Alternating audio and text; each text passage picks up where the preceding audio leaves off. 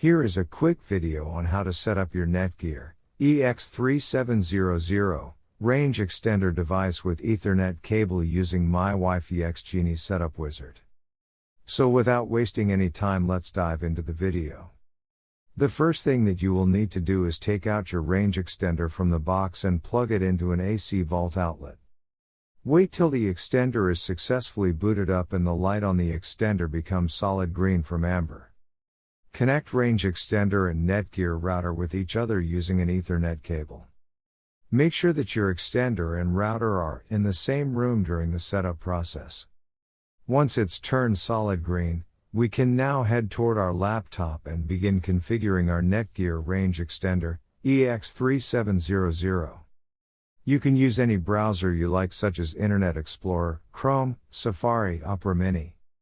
It's time to open your preferred web browser. Go to mywifiext.net if on Windows device, or mywifiext.local if on Apple device. In case using an Android device, go to 92.168.1.250.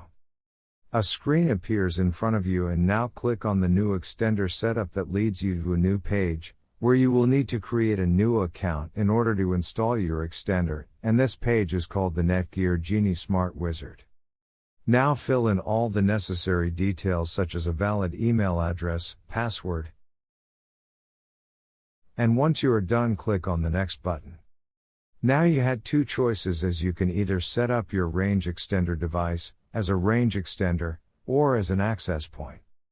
We are going to click on the range extender, and then it will scan for the available networks and give you a list of all the networks available. Before heading ahead into the video, in case you are facing any issue with your Netgear Range Extender device, get in touch with our Netgear experts.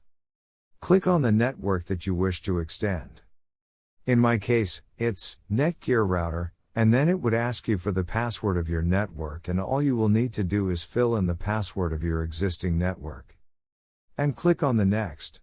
In case if the Wi-Fi password that you just typed in is correct, then your extender will establish a connection between your extender and router. It also allows you to use a different password or use the same password or none at all.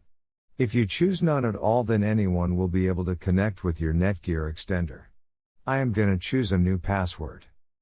My Wi-Fi extender name is Paul. You can choose any you like. Now we are successfully done with setting up our Netgear EX3700 Range Extender.